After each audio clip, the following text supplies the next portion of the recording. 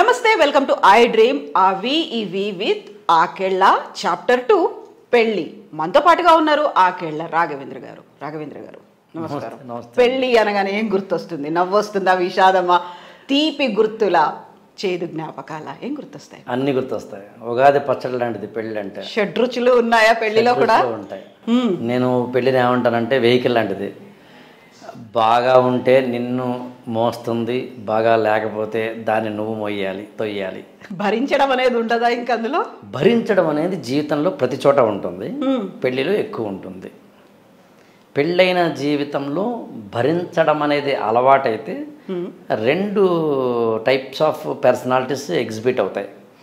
ఒకటి దాంతో అగ్రెసివ్గా వెళ్ళి అంటే ఎదుర్కోవడం, లేదా రాజీ పడడం. ఎదుర్కోవడం జరిగితేనేమో అది విడాకులకి వాటికి వెళుతుంది. రాజీ పడినవాడు నేర్చుకుని పెళ్లి జీవితంలో ఉన్న వాటన్నిటిని అర్థం చేసుకుని జీవితాన్ని అన్వయించుకొని కంప్లీట్ పర్సనాలిటీ అవుతాడు. అందులో నేను ఏమంటానంటే వేగంగా దూరంగా వెళ్ళాలంటే పెళ్లి చేసుకోకు, సంపూర్ణంగా వెళ్ళాలి అంటే పెళ్లి చేసుకో అంటాను. If you want to become a complete personality you should be married, whether it is positive or negative. ఒక సంపూర్ణ పర్సనాలిటీ. అక్కడ రాజీ పడడం అనే ఒక మాట వచ్చింది. రాజీ పడడము అంటేనే కాంప్రమైజ్ అవ్వడం, సరెండర్ అవ్వడం, మీరు ఇంకోటి అండర్స్టాండ్, ఇలాంటివి ఏం చెప్పినా వినిపించేది అదే. తగ్గి ఉండడం, రాజీ పడడం కాదా అది? తగ్గి ఉండడంలో తప్పలేదంటాను నేను. ఎవరు అన్నది పాయింట్, ఎన్నిసార్లు అన్నది పాయింట్, ఎక్కడ అన్నది పాయింట్. తగ్గి ఉండండి అనగానే మనందరికీ తెలియకుండా వచ్చే ప్రీఆక్యుపైడ్ నోషన్ ఏంటంటే అమ్మాయిని తగ్గి ఉండమంటున్నావా అని. ఎందుకంటే సంప్రదాయబద్ధంగా గతానుగతికంగా కొన్ని వేల సంవత్సరాలుగానో 100 సంవత్సరాలుగానో మనం అమ్మాయిల్ని అలా ఉండమన్నాం కాబట్టి అయ్యిందేదో అయిపోయింది. ఇప్పుడైతే తగ్గి ఉండండి అనేది ఆడ మగా గురించి మాట్లాడట్లేదు, పర్పస్ గురించి మాట్లాడుతున్నాం. మీరు ఒక జాబ్ చేస్తున్నారు, మీరంటే ఒక వ్యక్తి, ఆ జాబ్ చాలా అవసరం, ఎలాగైనా అవసరం, తప్పదు. అప్పుడు ఏం చేస్తాడు? అణిగి మణిగి ఉంటాడు, అర్థం చేసుకునే ప్రయత్నం చేస్తాడు. తప్పదు, ఇది నాకు కావాలి అనుకున్నప్పుడు కాంప్రమైజ్ అవుతాడు, అడ్జస్ట్ అవుతాడు. ఇక్కడి నుంచి విజయవాడ వెళ్తున్నారు, మీరు బస్సులో కూర్చున్నారు, 6 గంటల పాటు బస్సు పక్కన ఎవరో కూర్చున్నారు, ఆవిడ నసనస పెడుతోంది, మీకు కంప్లైంట్ చేశారు, అయినా కుదరలేదు. బస్సు డ్రైవర్ కూడా నేనేం చేయలేను అన్నాడు. ఎంత కంప్లైంట్ చేసినా చుట్టుపక్కల వాళ్ళు కూడా ఏమమ్మా ఏం చేస్తామన్నారు, మీరు ఏం చేస్తారు, 6 గంటలే కాదా అని అడ్జస్ట్ అవుతారు. అందుకు నేనేమంటానంటే అడ్జస్ట్మెంట్ కానీ కాంప్రమైజ్ కానీ తప్పు కాదు, అది ఎవరి పెర్సెప్షన్ వాళ్ళదంటాను, నీ ఇష్టం. కానీ ఒకరు ఇంకొకటి ఇలా ఉండమని మాత్రం చెప్పకూడదు. ఇలా ఉంటే బాగుంటుందేమని కావాలంటే సూచనాత్మకంగా ఉండాలి. అడ్వైజరీ రోల్ కూడా నేను ఒప్పుకోను. ఇవాళ రేపు గైడ్ కానీ అడ్వైజర్ కానీ మెంటార్ కానీ ఇవాళ పెళ్లికి సంబంధించి ఉండకూడదు. ఉంటే ఇండికేటివ్గా ఉండాలంటే బఫేగా ఉండాలి. అరే ఆల్ ఐటమ్స్ ఇక్కడ పెట్టాను రా అండ్ పెళ్లికి సంబంధించి అవేర్నెస్ ఎంత ఉంటే అంత మంచిది. ప్రీ మ్యారిటల్ కావచ్చు, పోస్ట్ మ్యారిటల్ కావచ్చు. ఇందాక మనం మాట్లాడుతున్నప్పుడు కంప్లీట్ పర్సనాలిటీ అనే పదం వచ్చింది. So what is the definition of complete personality? పెళ్లితోనే ఎందుకు అవుతుంది అది? ఎగ్జాక్ట్లీ కదా. అందుకని కంప్లీట్ పర్సనాలిటీ అంటే ఏంటో చాలా సింపుల్ చెప్పమంటారా? చాలా సింపుల్ చెప్తాను. ఏంటి అంటే నిన్ను నువ్వు తెలుసుకోవడం, నువ్వు ఎవరితో డీల్ చేస్తున్నావో వాళ్ళ గురించి తెలుసుకోవడం, అంతే కంప్లీట్ పర్సనాలిటీ. ఇప్పుడు ఒకసారి దాన్ని కావాలంటే అప్లై చేసి చూడండి. ఈ మొత్తం మార్నింగ్ నుంచి ఈవినింగ్ వరకు మన జీవితంలో ఉన్న అన్ని రకాల వాగ్వాదాలకి, వివాదాలకి, బాధలకి, ఆనందాలకి కూడా ఐదర్ మనల్ని మనం తెలుసుకోవడం, లేదా ఆ ఎదుటి వ్యక్తిని తెలుసుకోవడం, లేదా 2 తెలుసుకోవడం మాత్రమే జరుగుతుంది. మీ అమ్మగారితో మీకు ఏదైనా చిన్న గొడవ, కోపమో, చికాకో వస్తే మీరు ఏమంటారంటే మా అమ్మ ఎప్పుడు ఇంతేనండి అంటారు. మా అమ్మ ఎప్పుడు ఇంతేనండి అని అర్థం చేసుకోవడం అనే ప్లాట్ఫామ్లోకి మీరు వెళ్ళడం వల్ల ఆవిడతో తల్లి కూతుళ్ళ బంధాన్ని కొనసాగిస్తున్నారు. You are just continuing it. లేదు ఆమెను అర్థం చేసుకోలేదు మీరు, అక్కడ గొడవ అవుతుంది. ఎప్పుడు అర్థం చేసుకోలేరు? మొదట్లో అర్థం చేసుకోలేరు. ఏ వ్యక్తి అయినా అంతే. రాను అర్థం చేసుకోవడం మొదలు పెడతాం. అందునే కంప్లీట్ పర్సనాలిటీకి నేను ఇచ్చే మొదటి definition knowing you and knowing others. రెండవ definition growing you. Simple. Knowing and growing అనే 2 ఉంటాయి. అంటే నిన్నటికన్నా ఇవాళకన్నా ఇప్పుడు మెచ్యూరిటీ లెవెల్లోకి నువ్వు వెళ్ళడమే జీవితం అంటే. సింపుల్ జీవితం, అంతకుమించి ఇంకేం కాదు. ఈ 2 నోయింగ్ అండ్ గ్రోయింగ్ నీకు ఫస్ట్ ఎవరు నేర్పుతారు, ఎక్కడ నేర్పుతారు అంటే నాకు తెలిసి అమ్మా నాన్న నేర్పుతారు. సెకండ్ ఎవరు నేర్పుతారంటే టీచర్లు కానీ స్కూళ్ళు కానీ నేర్పుతారు. నెక్స్ట్ ఎవరు నేర్పుతారంటే సొసైటీ నేర్పుతుంది. కావాలంటే చూడండి, you are knowing and you are growing అంటే అర్థమైంది. గ్రోయింగ్ అంటే ఇంటర్నల్ గ్రోత్. కార్లు కొనుక్కోవడము అవి కావు, ఇంటర్నల్ లోపల నిన్ను నువ్వు తెలుసుకోవడం ద్వారా, నిన్ను పరిశుద్ధం చేసుకోవడం ద్వారా, నిన్ను క్లీన్ చేసుకోవడం ద్వారా యు ఆర్ మెచ్యూరిటీ జోన్లోకి వెళ్తున్నారు. ఆ పరిపక్వతలోంచి పరిపక్వతలోకి వెళ్ళడమే అంటే ఇమ్మెచ్యూరిటీ నుంచి మెచ్యూరిటీకి వెళ్ళడమే లైఫ్ అంటే. అంతకుమించి ఏమీ కాదు. 5 ఏళ్ల వయసులో మీరు ఉన్నట్టుగా 50 ఏళ్ల వయసులో మీరు ఉన్నారంటే ఐదర్ పిచ్చివాడనై ఉండాలి, లేదా ఇంకా ఎదగలేదనుకోని ఉండాలి. 20లో మీకున్నంత కోపం నాకు తెలిసి 50లో ఉండదు. 50లో మీకున్నంత కోపం ఖచ్చితంగా 60లో ఉండదు. ఉంది అంటే ఆ వ్యక్తి ఎదగలేదు అని అర్థం, ఇంటర్నల్గా ఎదగలేదని అర్థం. అందుకని సింపుల్ చెప్పాలి అంటే ఇంతే, ఇంతకుమించి ఏం కాదు. అందుకని కంప్లీట్ పర్సనాలిటీ అంటే నోయింగ్ అండ్ గ్రోయింగ్ అని చెప్పాను కదా. ఈ రెండు అమ్మా నాన్న నేర్పుతారు, లేకపోతే కనుక టీచర్లు నేర్పుతారు, లేదా సొసైటీ నేర్పుతారు అన్నాను కదా.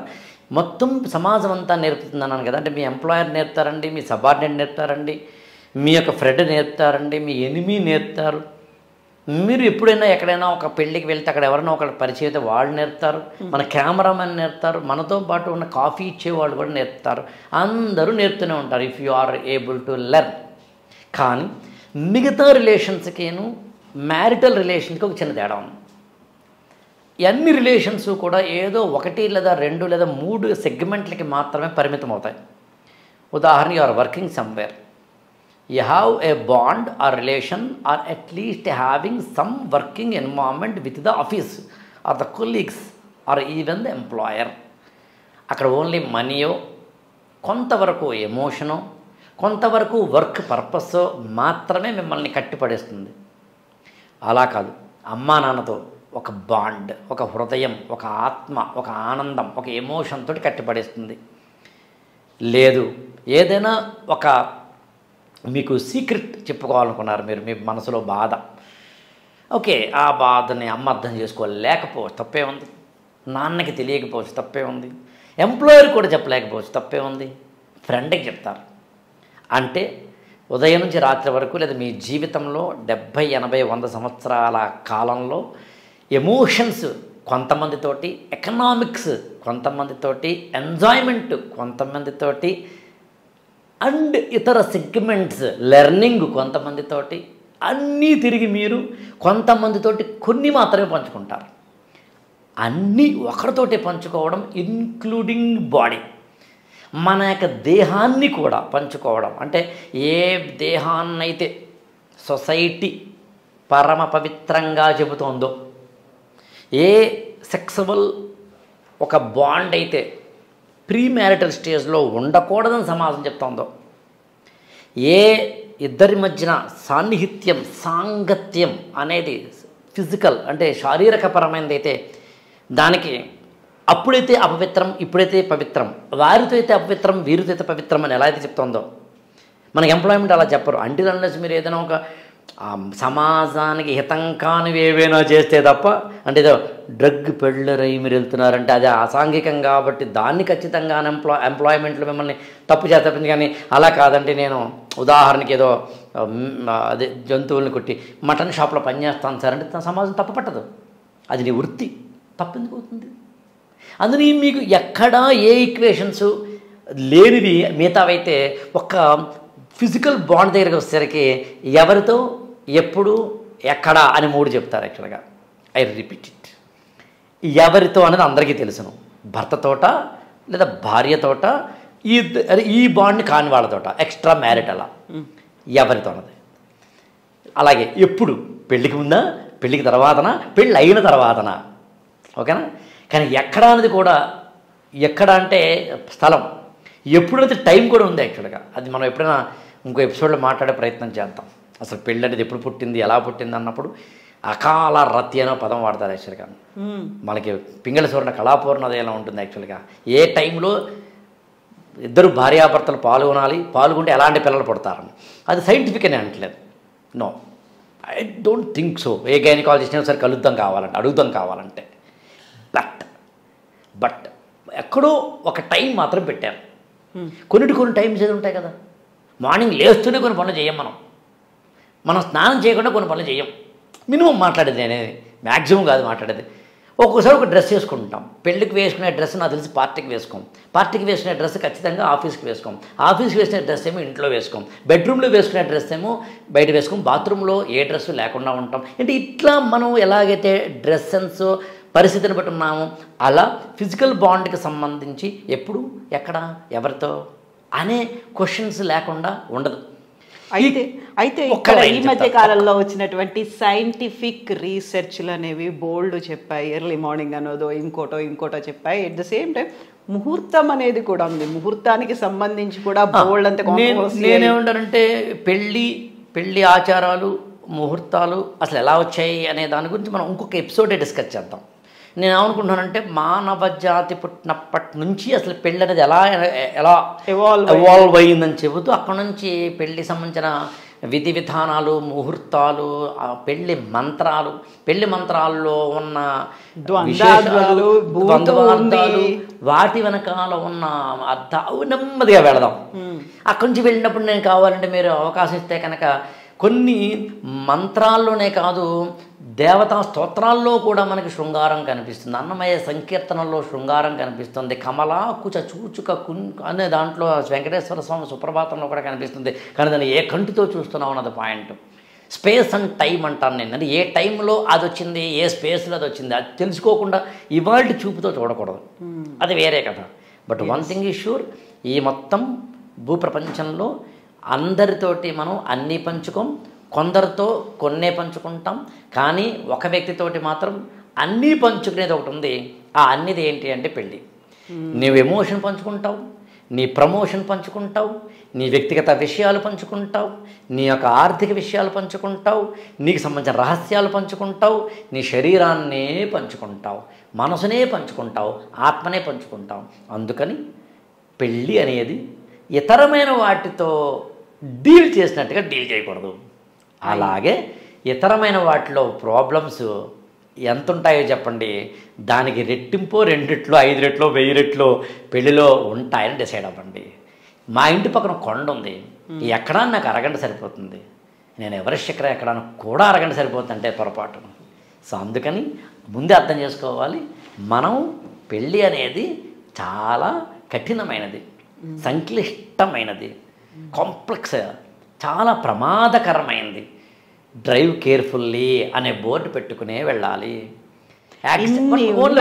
పెళ్లి చేసుకోవాల్సిన అవసరం ఉందంటారా? ఇన్ని ఉన్నాయనుకున్నప్పుడు నోయింగ్ గ్రోయింగ్ అనేది కేవలం పెళ్లితోనే ఎందుకు వస్తుంది? లివ్ ఇన్ రిలేషన్స్ అనేవి ఉన్నాయి, లేకపోతే ఫ్రెండ్షిప్స్ అనేవి ఉన్నాయి.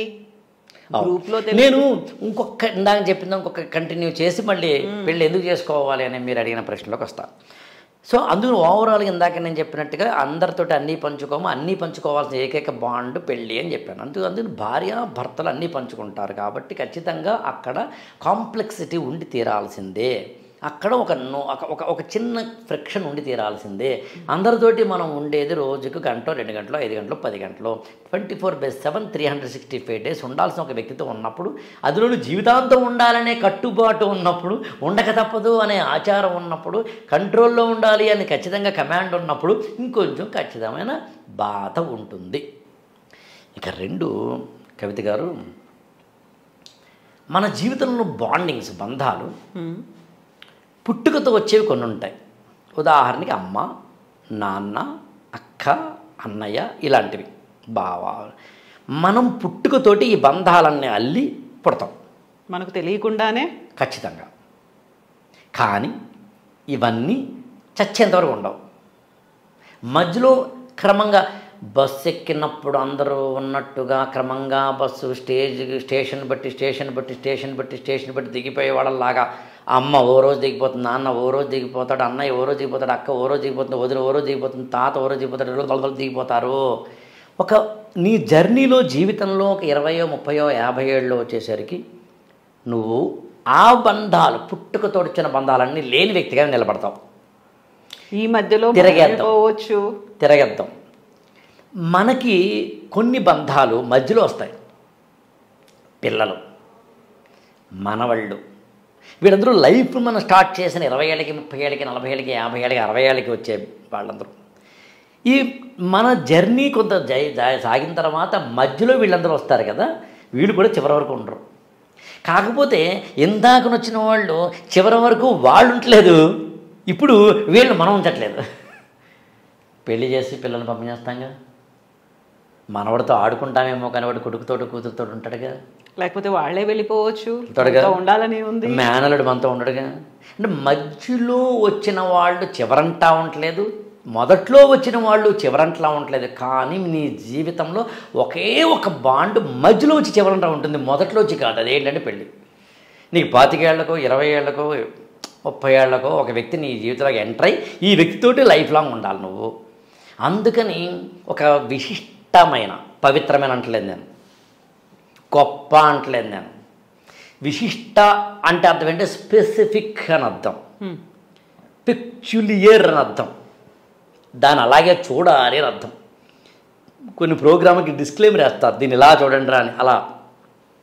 అందుకని పెళ్ళి ఇందాక నేను చెప్పినట్టుగా కాంప్లెక్సిటీతో కూడింది అండ్ పెక్యులియారిటీతో కూడింది. కాబట్టి ఎంటర్ అయ్యేటప్పుడే జాగ్రత్తగా ఎంటర్ అవ్వాలి.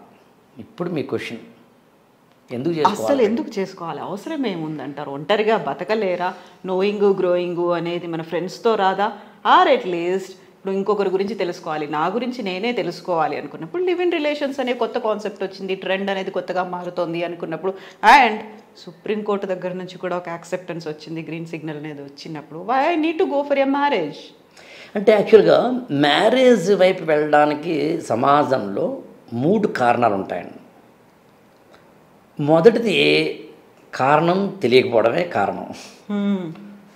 ఎందుకంటే అసలు ఎందుకు వెళ్తున్నాం, ఎందుకు పెళ్లి చేసుకోవాలి అని తెలియకే. రెండవ కారణం మనిషి ఎమోషనల్లీ ఇంబ్యాలెన్స్, వాలటైల్ పర్సనాలిటీ అని. జంతువులకు కూడా ఎమోషన్స్ ఉన్నా అవి పంచుకోవడంలో లేని ఒక విశిష్టమైన మార్గం మనిషికి ఉంది. హీ వాంట్స్ టు అంటే ఛానల్ అవుట్, తన యొక్క ఎమోషన్స్ని వదులుకోవాలనుకుంటాడు, ఆనందమైన బాధైనా. మీరు ఒక మంచి ఇల్లు కట్టుకున్నారండి, చాలా అందంగా ఇల్లు కట్టుకున్నారు, మీరు ఏం చేస్తారు? మీరు నలుగురికి చూపిస్తారు, నలుగురు మీ ఇంటికి రావాలనుకుంటారు, వచ్చి పొగడాలని కూడా అనుకుంటారు. మీరు కొనుక్కున్న నగైనా, మీరు కొనుక్కున్న కార్ అయినా, మీరు కట్టుకున్న బిల్డింగ్ అయినా, ఎవ్రీథింగ్. మనిషికి ఒక విధమైన ఎమోషనల్ ఇంబ్యాలెన్స్ ఉంటుంది. బాధ వస్తే ఎవరితో పంచుకోవాలనుకుంటాడు, ఆనందం వస్తే షేర్ చేసుకోవాలనుకుంటాడు. ఆ ఎమోషనల్ చెక్స్ అండ్ బ్యాలెన్సెస్ కోసం మ్యారేజ్, అది రెండో కారణం. మూడోది ఏంటంటే మనిషికి బేసికల్గా సోషల్ లైఫ్ అనేది అలవాటైపోతుంది. అంటే దాన్ని ఏమంటామంటే ప్రీ ఆక్యుపైడ్ యాక్షన్స్ అంటాం మనం, డిజైన్డ్ మోడల్స్ అంటారు వాటిని. మ్యానుఫ్యాక్చరింగ్లో డిజైన్డ్ మోడల్స్ అంటే ఆల్రెడీ నీకు డిజైన్ చేయబడిన మోడల్, అదే తీసుకోవాలి నువ్వు. మా ఆల్టరేషన్ ఉంటుంది, అంతకు మించి మార్పులు ఏమి ఉండవు, ఎడిటింగ్లో ఆప్షన్స్ ఉండవు. అంటే ఆల్టరేషన్ మాత్రం ఉంటుంది తప్ప, మహా అయితే అది కూడా ఇక్కడ పెరిగిందండి తీద్దాం, ఇక్కడ తిరిగిందండి తీద్దాం తప్ప ఓవరాల్గా మోడల్ అదే ఉంటుంది. అలా మనకు మోడల్స్ ఇవ్వబడతాయి సమాజంలో. సోషలైజేషన్ అంటారు దాన్ని. నువ్వు ఇలాగే ఉండాలి, నువ్వు ఇలాగే బతకాలి, 25 ఏళ్ళు వస్తే జాబ్ చేయాలి, పెళ్లి చేసుకోవాలి అని మోడల్స్ ఇవ్వబడతాయి. ఈ మోడల్స్ని వ్యతిరేకించాలి అనేది కూడా మన సబ్కాన్షియస్ మైండ్కి రాదు. అలా చేయాలంటే భయం కూడా, భయపడేంతలా మోడల్స్ ఇస్తారు మనకి. మోరల్ పోలీసింగ్ అంటారా దాన్ని? మోడల్ పోలీసింగ్ అనొచ్చు, మోడల్ డిఫెన్సింగ్ కూడా అనొచ్చు. ఒక్క రామ్ గోపాల్ వర్మ లాంటి వారు పెళ్లి కంటే విడాకుల్ని సెలబ్రేట్ చేసుకోండి, దానికి అలాంటి మోడలింగ్ దానికి వ్యతిరేకంగా, అంటే మనందరికీ ఇవ్వబడిన ఇలా ఉండు ఇలాగే ఉండు అనే ఒకనొక గతానుగతికమైన మోడల్కి వ్యతిరేకంగా వెరీ ఫ్యూ పీపుల్ వెళ్తారు. Whatever the purpose they are sought, అది వేరే విషయం.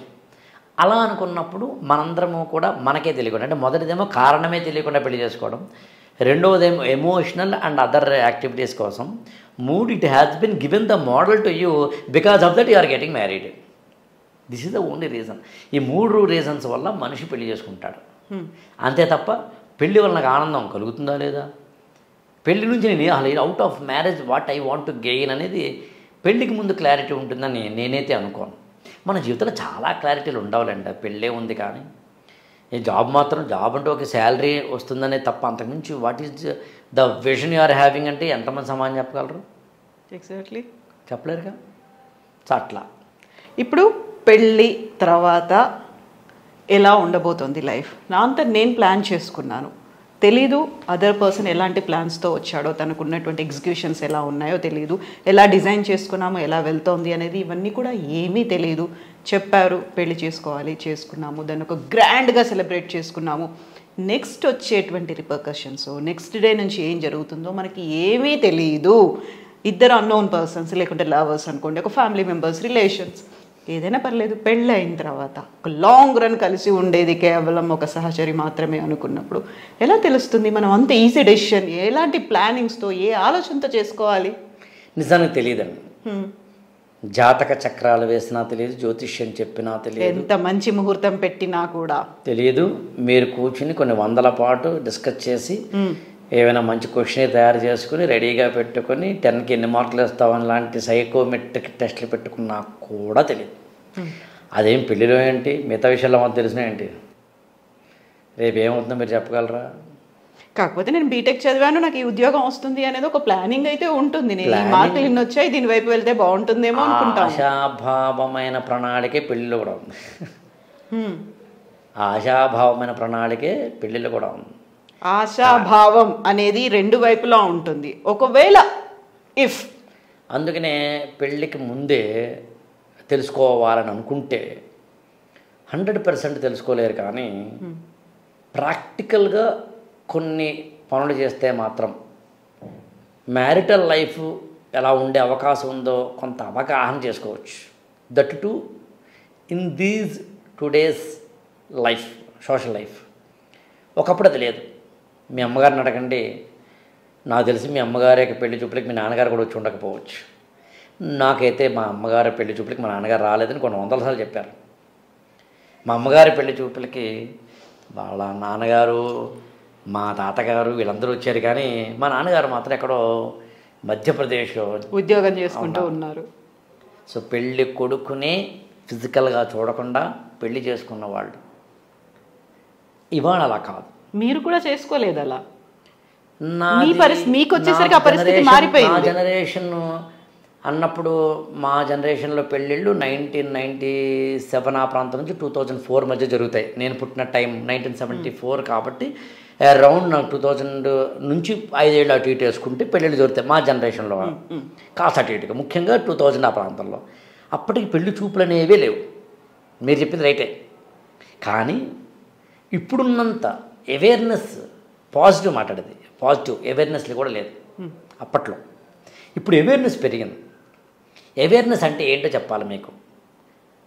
అమ్మాయి అబ్బాయి సంబంధం కుదిరిన తర్వాత మేమిద్దరం ఒక అరగంట మాట్లాడుకుంటాం. ఐ రిపీట్ ఇట్, మీ ఇద్దరం ఒక అరగంట మాట్లాడుకుంటాం అని అబ్బాయి 20 ఏళ్ల కిందటో, 30 ఏళ్ల కిందటో, 15 ఏళ్ల కిందటో మెల్లగా అడిగేవాడు.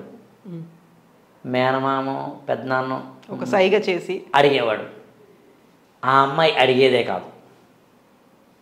ఇప్పుడు అమ్మాయి ధైర్యంగా, నిర్భయంగా I want to speak with him అని అడుగుతాను. అడగగలదు, అడగాలి. దీన్ని పేరెంట్స్ యాక్సెప్ట్ చేస్తున్నారు. ఒకవేళ ఆ అమ్మాయి అడగకపోతే పేరెంట్సే ఒకసారి ఆ అబ్బాయితో మాట్లాడమ్మా, ఆ గదిలోకి వెళ్ళి మాట్లాడుకోండి అని పేరెంట్స్ ఎంకరేజ్ చేస్తున్నారు. నేను అన్నది అవేర్నెస్ అనేది అక్కడ వాడాను నేను. సోషల్ లైఫ్లో అవేర్నెస్ అంటే అది. People are changing.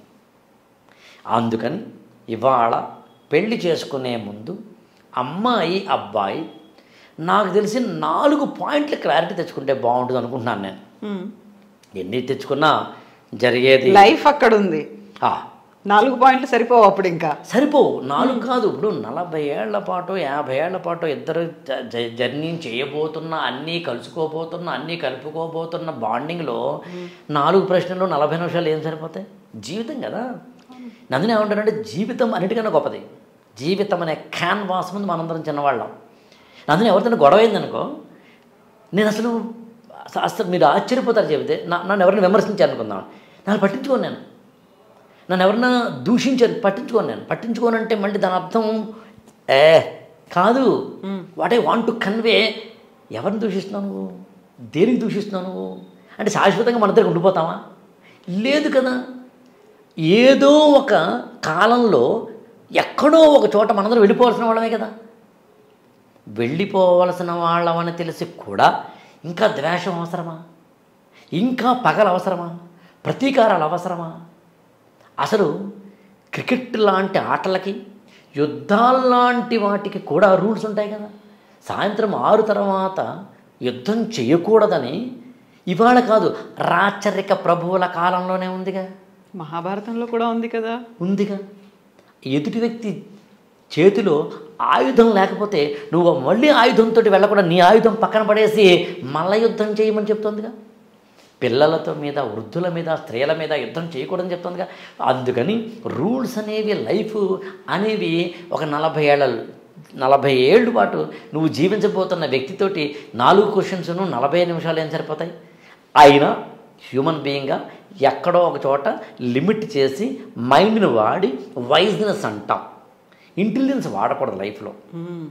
ఇంటెలిజెన్స్ అంటే ఏంటి అంటే, మన యొక్క కొంగు అంటే ఏదైనా బయట కొంగు ముళ్ళ మీద పడిపోతే లాగడాన్ని ఇంటెలిజెన్స్ అంటారు.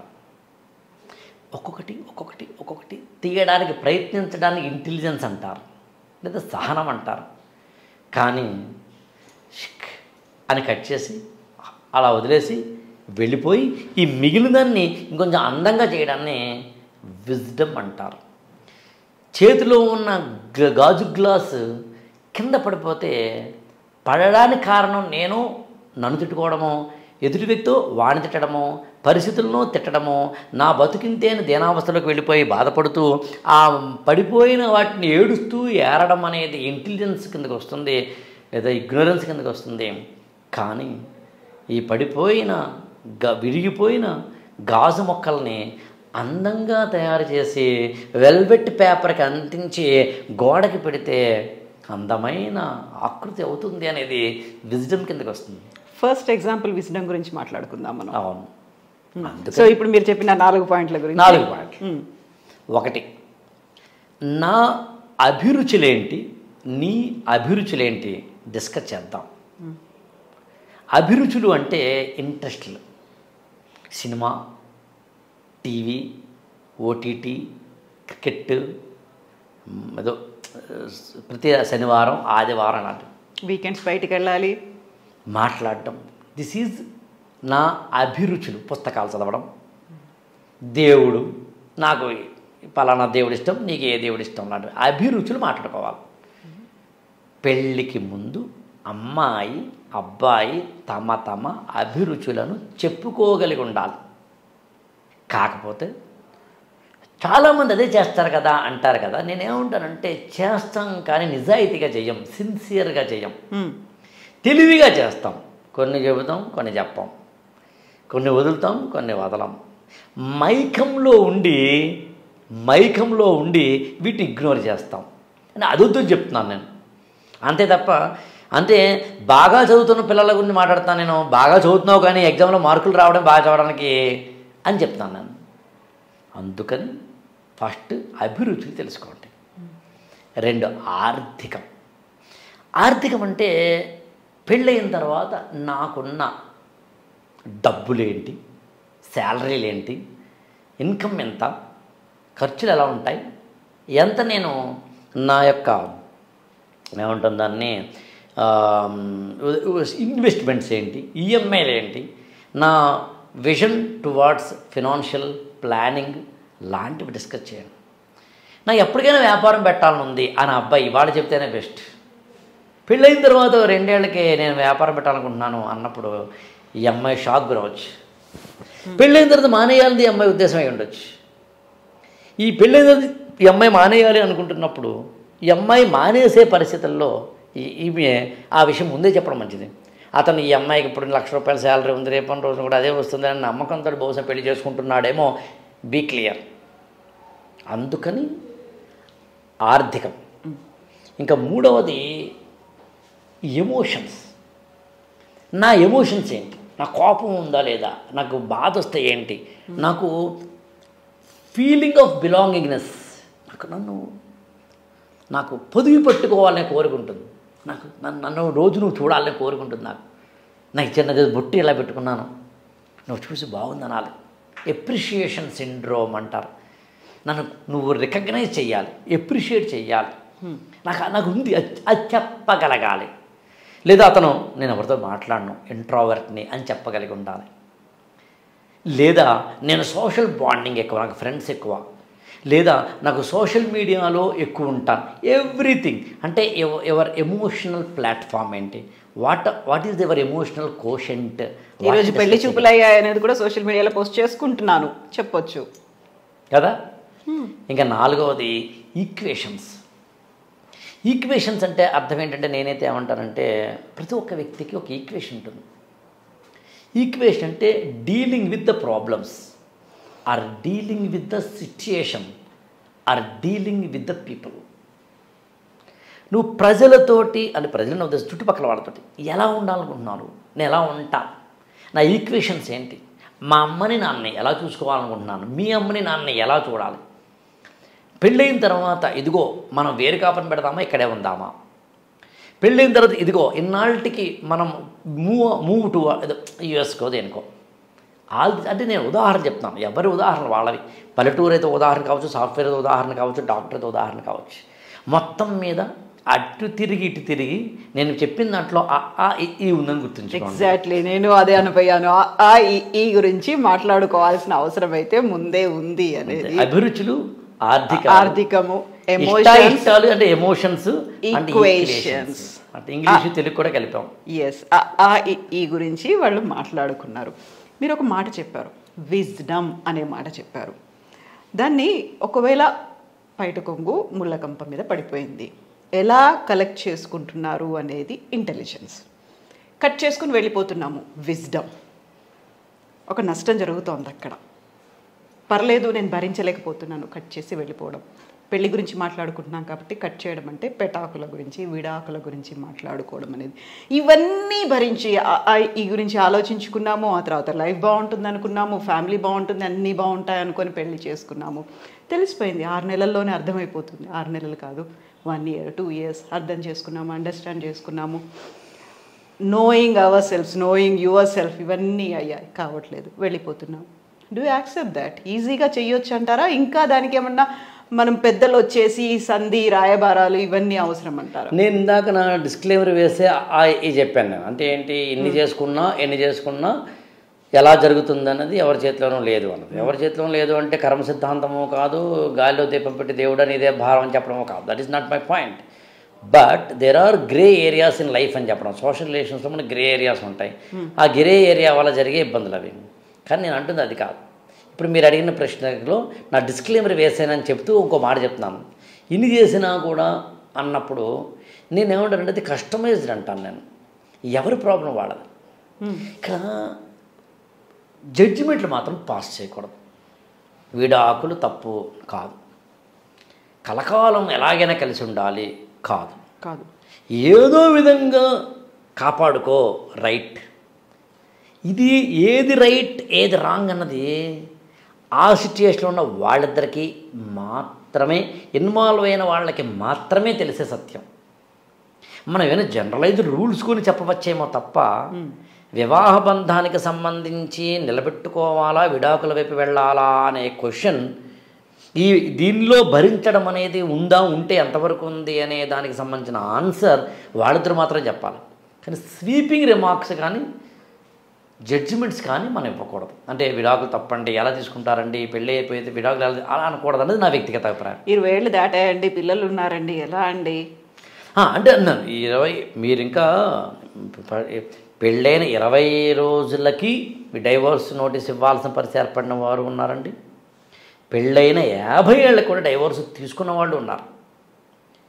డైవోర్స్ తీసుకోవడం తప్పేం కాదు, డైవోర్స్ తీసుకోవడమే రైటు కాదు. ఆ ఊరికి ఈ ఊరు ఎంత దూరము, ఈ ఊరికి ఆ ఊరు ఎంత దూరం ఎంత నిజము?